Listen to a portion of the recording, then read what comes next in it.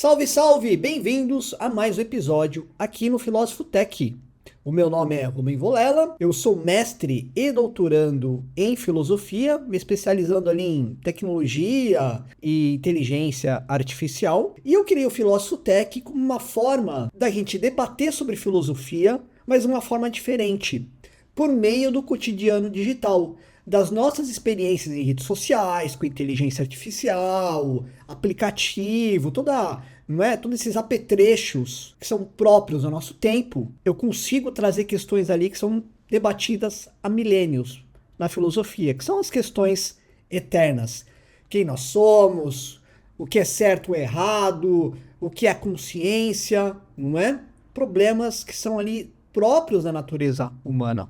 E a gente consegue debater sobre eles por meio dos problemas que a tecnologia vai apresentando para nós, humanos. Bem-vindo, bem-vinda.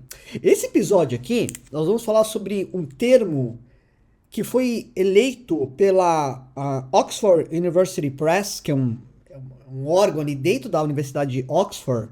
Eles organizam uma eleição e elegem um termo do ano, um termo que foi muito divulgado, que foi muito importante naquele determinado ano. Nesse ano específico, o termo que ganhou é um termo que se chama brain rot. A tradução disso é cérebro podre. Por que esse termo foi escolhido? Primeiro porque ele foi muito usado, principalmente pelas gerações mais novas, o que chega a ser um pouco sarcástico. E esse termo quer dizer o seguinte, que a nossa capacidade cognitiva de aprendizado está deteriorando. Nós estamos ficando menos aptos a aprender. Por que isso vem acontecendo, segundo essa pesquisa? Porque nós estamos cada vez mais viciados em conteúdo digital.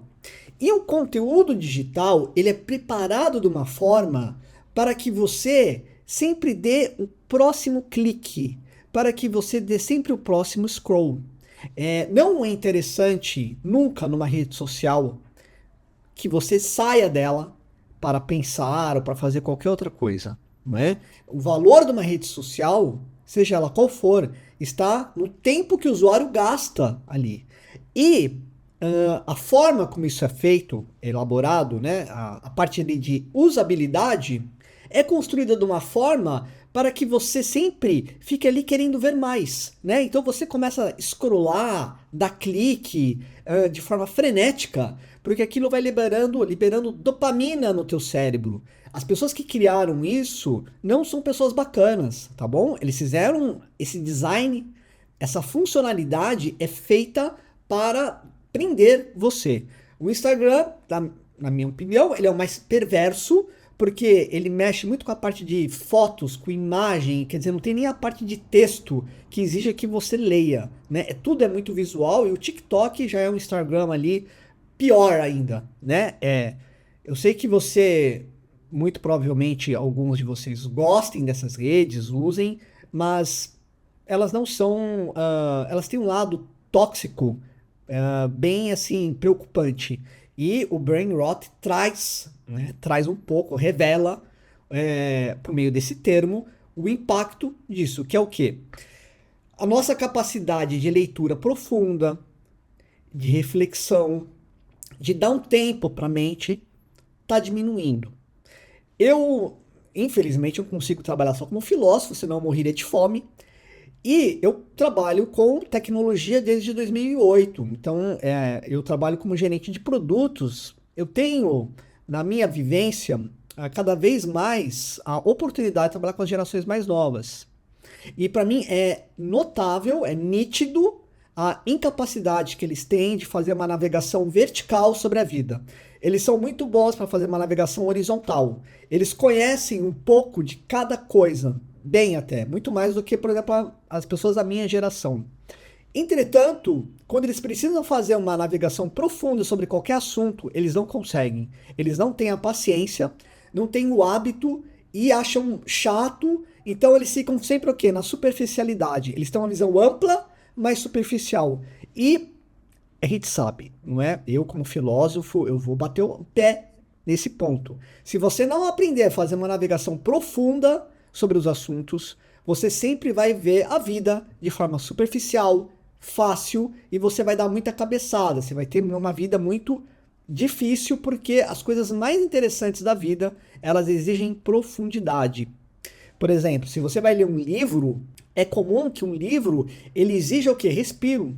O livro você não lê de ponta a ponta. Primeiro que ninguém mais lê livro de ponta a ponta. Cada vez menos as pessoas leem. Aqueles que leem sabem que você às vezes lê um parágrafo, aquilo te lembra alguma outra coisa, daí você precisa procurar uma palavra no dicionário que você não sabe.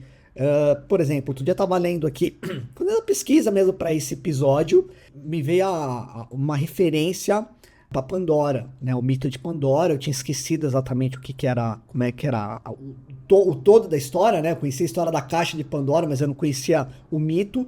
E daí eu fui atrás da informação, depois eu voltei para ler o texto que eu estava. Então, esse processo, ele é um processo que ele vai consolidando o aprendizado o quê? No meu espírito, na minha mente, não é? Eu vou criando o quê? Fisiologicamente, você vai criando conexões neurais.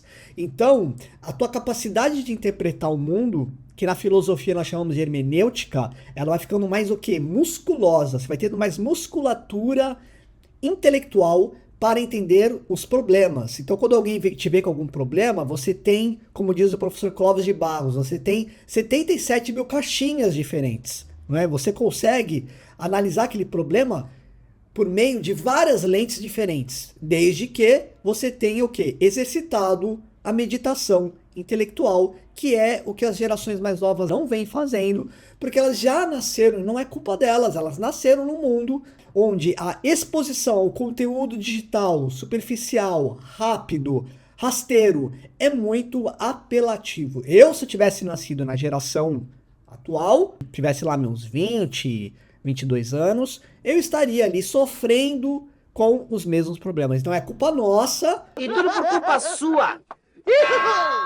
Das gerações mais velhas que deixaram isso acontecer. Tudo por culpa sua! Isso ninguém diz, não é? Essa é a minha primeira observação. A gente critica muito essa geração mais nova como se nós não tivéssemos culpa no cartório. Tudo por culpa sua! A culpa é nossa, é culpa dos educadores, dos professores, dos pais, não é? Que não souberam dosar o tempo de exposição das crianças nas redes sociais. Eu tenho uma filha de 4 anos, então eu convivo com muitas crianças, e eu percebo que os pais, por falta de paciência, deixam as crianças desde cedo ali com o dedinho, e a minha filha, se eu deixar, ela fica, então não dá, entendeu? Você tem que, cortar, né? E estimular a criança de outras formas. Então, não é tirar 100%, porque isso faz parte da vida deles, do cotidiano deles, mas intercalar com leitura, com desenho. Então aqui em casa tem a hora da atividade criativa, onde a minha filha ela tem que fazer algumas atividades como desenhar, ler, para depois ela poder ver desenho. E celular e iPad não há isso ainda, tá? Pelo menos até a idade atual dela a gente está conseguindo segurar bem. E ela já tem esse hábito de leitura, ela gosta muito de história, ela gosta muito de desenhar, então de alguma forma a gente conseguiu plantar uma semente nela, né, que a gente espere que frutifique e desperte nela uma atenção para outras coisas que não seja simplesmente o conteúdo digital. Outro ponto que eu queria dizer aqui é o seguinte: esse tema também que essa galera mais nova é superficial por causa do excesso de conteúdo rasteiro, eu acho que não é só dessa geração, porque a geração dos meus pais e mesmo a minha, eu tenho 48 anos, a galera ficava vendo novela. Me dá licença. E novela da Globo não é exatamente um exemplo de reflexão profunda. Eu vou cagar. De formação intelectual. Não é. Eu até reconheço que tinha algumas novelas que eram muito bacanas, né? Tinham ali alguma dimensão histórica. Existia o ato, né, das pessoas assistirem novelas juntas, né? Isso é algo que se perdeu, porque a experiência digital é uma experiência muito individual. É você fechado no seu mundinho ali, espiando o que os outros estão fazendo, ou de vez em quando ali trocando uma mensagem e tal, mas é uma experiência individual, vamos levar para esse lado. Não é algo que você faz ali em conjunto, como era o caso das novelas, a gente sentava na sala, ria, enfim. Tinha pelo menos isso de positivo, mas também tinha esse lado ali tosco, né? Tinha muita novela tosca na Rede Globo, na SBT, que também não contribuíram muito ali para alienar a cabeça das pessoas. Então, a tecnologia, ela é assim, ó, ela sempre tem um lado bom e um lado ruim. Claro que nas redes sociais tem muita coisa legal, tem muito conteúdo bom. Seria uma mentira, seria assim não seria honesto da minha parte dizer isso. Eu mesmo, por exemplo, eu sigo tanta gente bacana e tem, por exemplo, tem um filósofo que chama Roger Penrose, que ele fala sobre inteligência artificial, física quântica, ele tem um canal no YouTube, ele fala de umas coisas super legais. Tem muita coisa sobre idioma, sobre culinária, tem muita coisa legal no YouTube, né, por exemplo. Mesmo no Instagram, tem uns perfis ali que as pessoas postam, por exemplo, dicas de língua portuguesa, de inglês. Então tem conteúdo legal, mas a gente sabe que a grande maioria das pessoas não seguem, né, não ficam boa parte do seu tempo nesses perfis e ficam lá seguindo cantoras, gente ali que só posta lixo, né, lixo. E você fica viciado em lixo e a tua mente apodrece. Né? Apodrece porque você perde a capacidade de ler, de refletir, de pensamento profundo, criar conexões neurais, criar musculatura, né, intelectual, e você vai perdendo vocabulário, capacidade de raciocínio, vai virando o quê? Um cérebro podre, um zumbi. Espero que você tenha gostado desse episódio. Não esqueça de compartilhar esse conteúdo, comente, faça parte, que se inscreva no canal do Filósofo Tech. E lembrando que eu tenho outro canal que se chama Academia de Filosofia, onde eu falo de outras coisas que não são relacionadas ali à tecnologia. Fique bem, se cuide e até o próximo episódio do Filósofo Tech. Fui!